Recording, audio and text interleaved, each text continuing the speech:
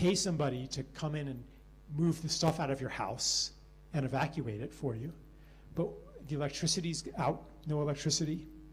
So what happens? People come out of their houses and they begin to take care of each other. And they said that in those 4 days, they experienced more community and stronger connections than they had in 40 years before that. When things fall apart, when the system that keeps us separate stops working, then our natural impulse to connect and to step into the gift and to be generous comes out. And there's a good book about it by Rebecca Solnit called A Paradise Built in Hell. And she examines many, many cases of natural disasters. And the authorities are worried about rioting, you know, and looting, and they think that without law and order, it's going to turn into a war of everybody against everybody else. We need law and order, but that's not what happens.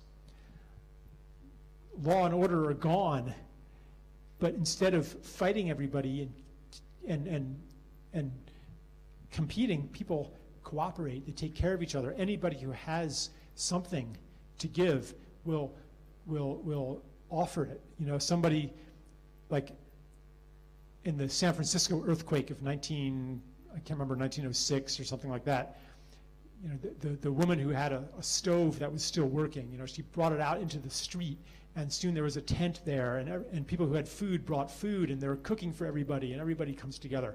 That's human nature unleashed. And then the authorities get nervous. Like, whoa, people are doing fine without us.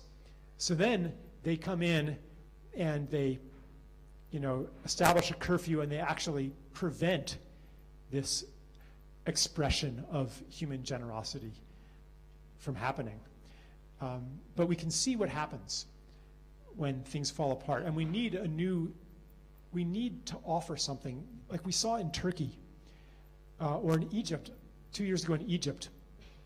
The people took over. When the police joined the protesters, there was that golden moment, it lasted maybe 12 days, where the people could have done anything. Nothing could stop them, but they didn't know what to do. All they knew was to install a new president inside basically the same structures as the old president was in. And the structure very much determines the behavior.